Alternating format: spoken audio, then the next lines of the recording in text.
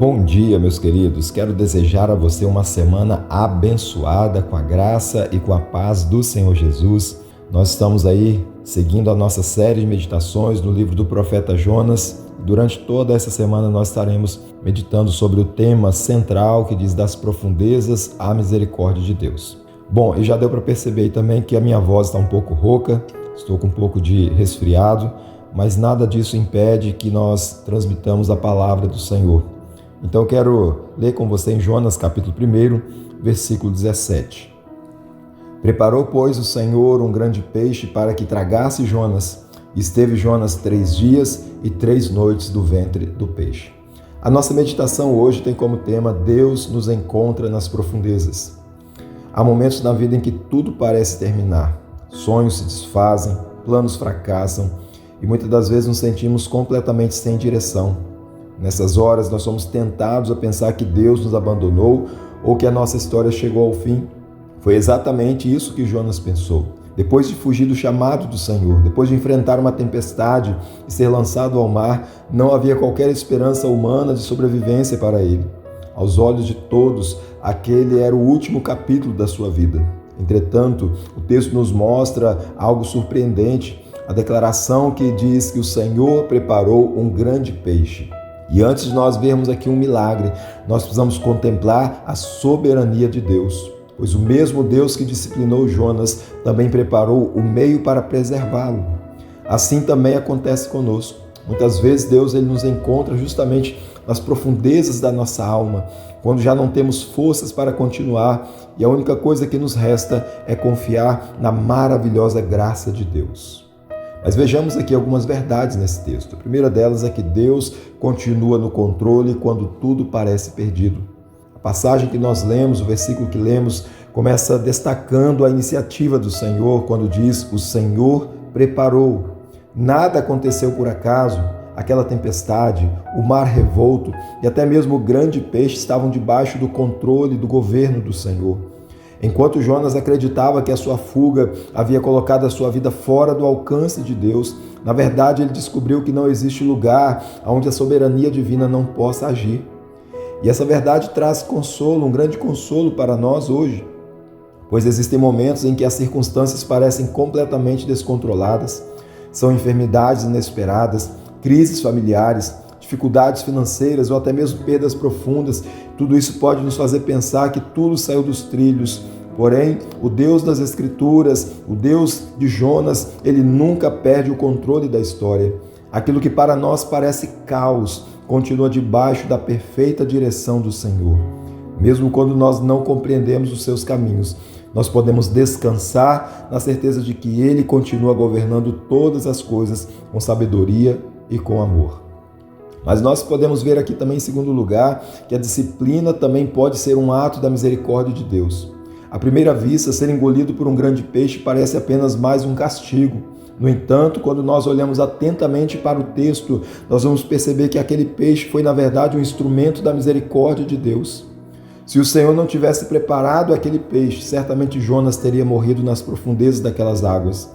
O que parecia ser a destruição de Jonas, na verdade, tornou-se um ato de preservação. Dessa maneira, nós podemos compreender que quando Deus ele disciplina, é porque Ele ama e porque deseja trazer os seus filhos de volta ao caminho da obediência. Muitas vezes nós não entendemos os seus métodos e até perguntamos por que determinadas situações acontecem conosco. Somente mais tarde é que nós vamos perceber que aquelas experiências impediram a nossa ruína espiritual e nos aproximaram novamente do Senhor.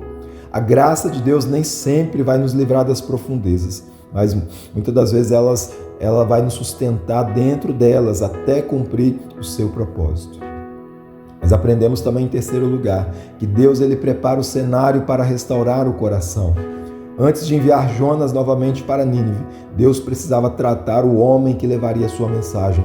O problema principal nunca foi a cidade pagã, mas o coração endurecido do profeta.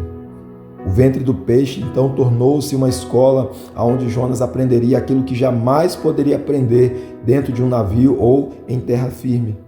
E o interessante notar é que Deus também ele age dessa maneira conosco. Frequentemente nós pedimos que Ele mude a nossa circunstância, quando o seu propósito é transformar primeiro o nosso interior. Deus está mais interessado na formação do nosso caráter do que no nosso conforto imediato. As profundezas podem parecer um lugar de silêncio, mas muitas das vezes são exatamente o ambiente onde Deus mais fala conosco. É ali que a nossa autossuficiência é quebrada, a nossa fé é fortalecida e o nosso coração é moldado para cumprir a vontade do Senhor. Por isso, quando tudo parecer perdido, lembre-se de que Deus continua governando cada detalhe da tua história. Nem toda disciplina é sinal de rejeição.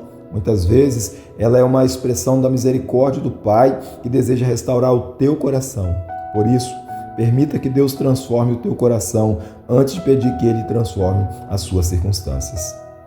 Talvez hoje mesmo você esteja atravessando um período que não compreende. As profundezas podem te assustar, porém elas nunca impedirão a ação da graça de Deus em tua vida, porque o Deus que nos encontra no vale é o mesmo que nos conduz de volta ao seu propósito. Oremos nessa manhã no nome de Jesus. Pai, nós somos gratos ao Senhor, ó Deus, porque nós podemos desfrutar de mais um dia na Tua presença, mais uma semana, Senhor, se descortina diante dos nossos olhos, ó Pai. E tudo que nós pedimos, ó Pai, é que o Senhor nos dê a Tua direção, é que o Senhor nos dê sabedoria, é que o Senhor nos dê graça, Senhor, entendimento, para que possamos, ó Deus, cumprir o Teu propósito em nossas vidas, ó Pai. Ajuda-nos, ó Pai, em nossas fraquezas, em nossas limitações. Pai querido, que o nosso coração esteja sempre, ó Pai, alinhado à vontade, ao propósito do Senhor para as nossas vidas, ó Deus. Pai querido, em algum momento, quando nós errarmos, quando nós falharmos, ó Deus, que a graça restauradora do Senhor alcance o nosso coração e nos coloque novamente ao centro da Tua vontade, ó Pai. Pedimos a Tua bênção, pedimos, ó Deus, o Teu cuidado sobre nós, no nome santo e precioso de Jesus. Amém. Amém. Amanhã nós vamos ver que quando Deus ele nos leva às profundezas, o seu objetivo não é nos destruir, mas exatamente quebrantar o nosso coração, quebrar o nosso orgulho para nos ensinar a depender inteiramente dele. Então, acompanhe as nossas meditações, compartilhe com seus amigos, com seus familiares e que Deus possa mover o nosso coração a cada dia para a glória dele. Que a graça e a paz do Senhor Jesus permaneça sobre a tua vida para a glória de Deus.